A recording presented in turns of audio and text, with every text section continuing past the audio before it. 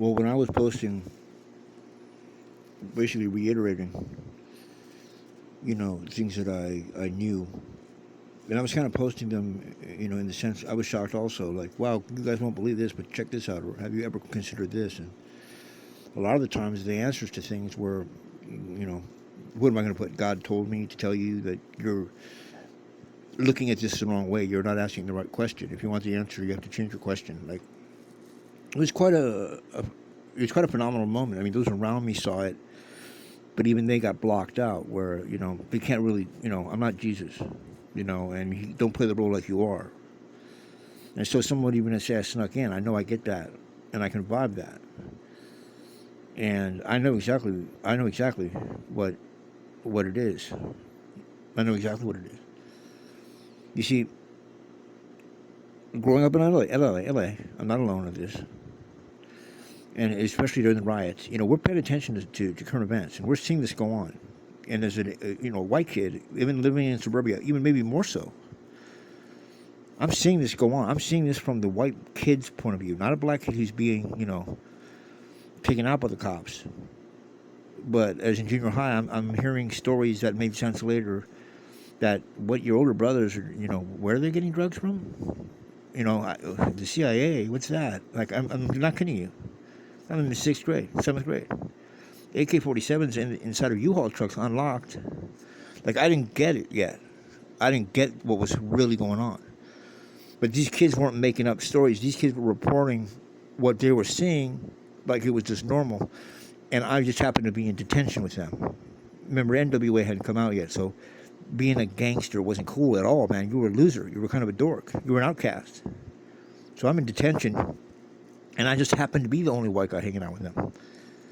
But I didn't have a problem with that. I never had a problem with that. So, you had the right guy. I wasn't the wrong guy in the right position, or the wrong guy in the right position, or whatever you want to call it. But as we grow older, I'm going to private school, but I listen to hip hop, just like a lot of guys did. But I really liked it to the point to where, I wanted to, nowadays guys are into this, digging in the crates and hearing the original break beats that they put behind these lyrics and these songs. I'm getting into it. And I knew people that, I would have gone to Taft had I not gone to Crespi. Ice Cube went to Taft. Danny Boy and Everlast from House of Pain, who you think are studio gangsters, were there when Ice Cube was there. And so was Ice-T, who signed Everlast in 1986. So, you're talking about OGs. I mean, the only gangster rap ever was House of Pain. Eminem could do all the little fucking fairy tale riddles he wants. They found him on MTV a long time after. You know what I mean? Like in the mid-90s. So you can say whatever you want, but Jump Around is just what they had to make for the label to make money. The rest of the music on there, they're singing about shit that I literally was there for, drinking 40 ounces and fighting. So I guess the class clown now, and the guy who's an outcast, I'm getting passing grades, but on the weekends I'm out drinking with people who are now making records.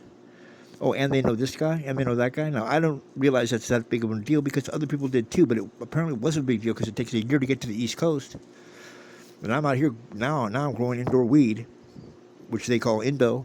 And I mean, I'm starting to hear that shit on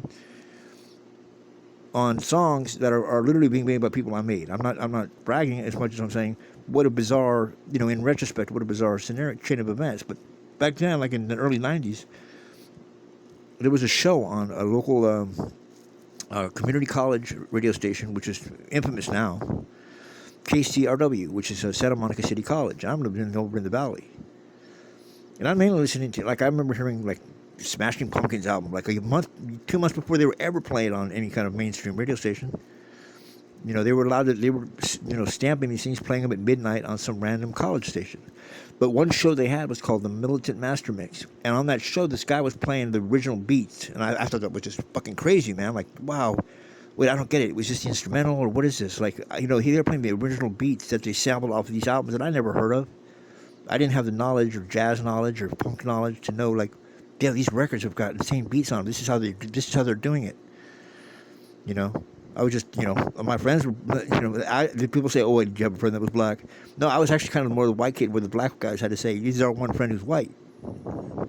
Because everyone says that to me nowadays. Because now it's trendy. After Ferguson, it's trendy to be like, you know what I mean? Black Lives Matter and all that. I mean, that's like so weird to see that. Because I'm like, dude, if you're real, you know what's up with all that shit. And everyone's, oh yeah, what's up with woke and this and that. I'm like, I don't even know who invented that word, but real brothers know that that's bullshit. Because we were doing that shit 30 years ago, and I'm white, so I can like lecture a 18-year-old black kid nowadays. Like that's where the crossover lines happen. Like this white boy knows more about the hardcore things that were happening than you do. You weren't alive back then. I know you were oppressed because you're black still. But things are getting better. He was there. He saw it. He was catching heat just like his friends were. He was down for it, and I was.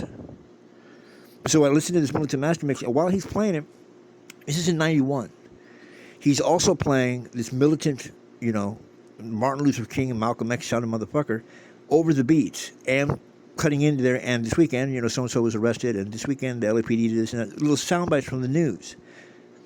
Michael mixing more. And it was fucking awesome. Some of the greatest late night mixes I've ever heard were not on a mainstream radio station. They were by Michael Mixon Moore, mixing Farrakhan in with, Diggable Planets is an instrumental that he got off of some jazz album.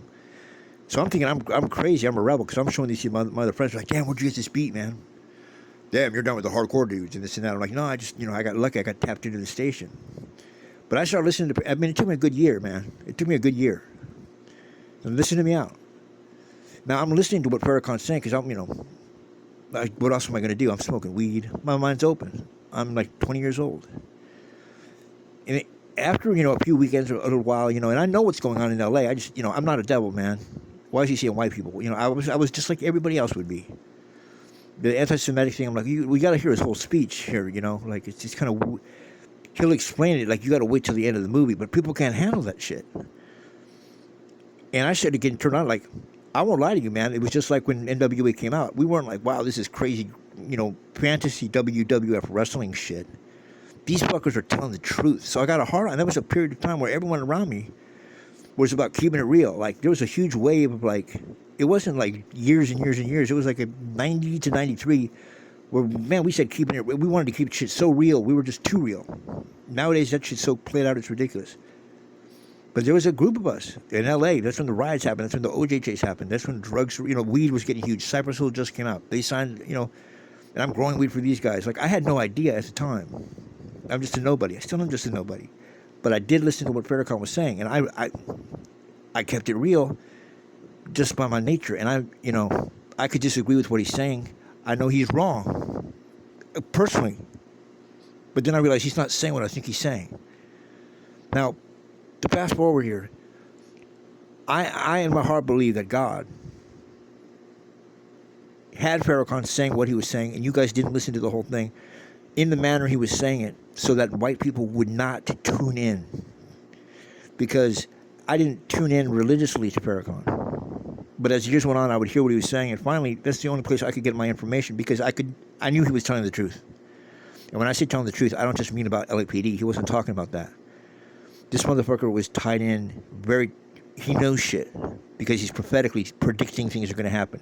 Nobody else seems to know this. I wonder if the FBI even knows this. He's never on the media, and everyone thinks he's anti-Semitic. And this guy is Nostradamus, real-time, predicting things going on. People in the black community knew it, but no one's listened to them. I didn't. It wasn't even like I felt like I was listening in, as much as I felt like I was one of them. I knew I wasn't, and I knew to say that. But I'm hearing things, and now I'm getting answers to things. And my white friends who don't listen to him or can't listen to him, they don't know how Don knows this shit. But Don was right. They're not even paying attention to me. Well, probably not, because somehow or another they're vibing the information. So eventually they're going to start calling me a wigger. I don't have to start talking black or being hip-hop. It's like they vibe, this information must be from the original man on this planet. I don't have a problem with that. I'm getting high on truth. So it's almost like the more upsetting it is, it feels so good. Now I'm free. What? Taking a sniff of a line of cocaine. Oh, it burns my nose. Yeah, but that was good shit. Yeah, this shit burns my ears. I don't like being called a devil. And then I realized he's not talking. He's got tons of friends that are white.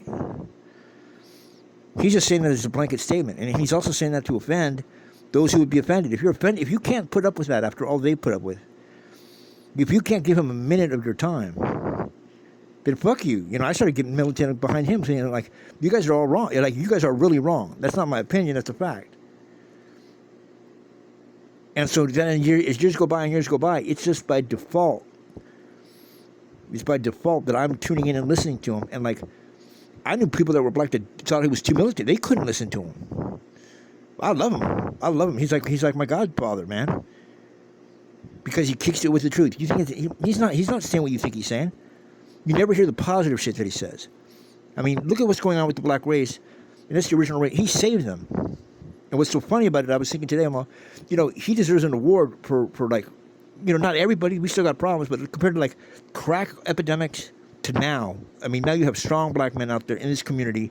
Clearly, things are getting improved. Clearly, things are better. Single hand. That's not Al Sharpton doing that. And he'll even say Martin Luther King was, he wasn't on, he wasn't speaking. He was too much love, man. That's why he got shot. Like, if it comes up soft, if he doesn't yell, if he doesn't spit fire, Farrakhan, Fury, then they'll touch him, man. You know they want him dead. You know they wanted him dead. They probably want me dead because I was listening to him and I was saying, holy shit, I don't give a fuck what color this guy is. He is definitely tied into God, and he's definitely telling the truth. And I knew that because when I started spitting it, I was blowing people out of their box. So that's just, when you ask how did Don get in, because I mean, if you can't even listen to him, he's not going to sanitize it for you. He's going to give it to you raw. And I knew that I wasn't going to get that from a white dude or a white preacher. You know what I'm saying? Like, it had nothing to do with Jesus being black or not. It didn't even matter. The color didn't really even matter. It really didn't. Everyone says that, but I meant it. But I knew he's in disguise, man. This guy is for real. And he knew it, and so did his followers. And I'm, hey, I'm blessed. You want to hear it translated? Come to a white boy like me, and I'll tell you about it. But don't disagree with me, because I have every reason to want to disagree too. You got to understand and let it sink in, because what he was saying, it's already happened. So it's like you can't say that he's lying or he's crazy. I've already seen it happen. It's already manifested. Like, it's just he knocks it out of the park, bro. He knocks it out of the park. So what are you gonna say at that point? And you guys are lying, being lied to. So now, if the father of this world is a liar, then the base of this world's power is in a lie. Listen carefully. And those who believe the lie of the liar and the arch deceiver are deceived by the lie, for the lie is made to look like truth. But if the liar had not lied, Jesus would never have had to say, you shall know the truth, and the truth shall set you free. You are enslaved right now as a people by lies that you have come to believe, taught to you by the arch deceiver. And these lies have rendered you powerless to accomplish the aims and objectives of the human spirit. Every human being desires freedom, justice, equity, and the full development of self. That can never happen on the basis of a lie. So the wicked hide the truth while they know it. Mix truth up with falsehood. When you eat that, digest it, and try to work it, you find yourself in a condition that you as a human being do not develop. You can't develop on the basis of falsehood. So you are an underdeveloped people in a world that is underdeveloped because lies have been given in the place of truth. So the most dangerous man or woman to this world is one in whom God has placed the truth. Many people may know the truth, but to be bold enough to tell it and take the consequence for telling it, everybody can't do that. One whom God gives the truth to must love God and the truth and the people so much that his own life and well-being means nothing in comparison to telling the truth for the salvation of the people.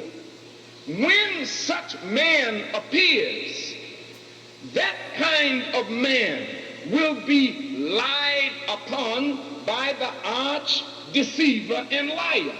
They must paint the bearer of truth as a wicked man, so that you will close your ears to the truth that will mean your salvation and their damnation.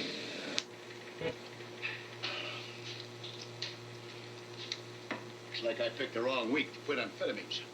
But they signed the pledge. And here is the documented fate of that gallant 56. Carter Braxton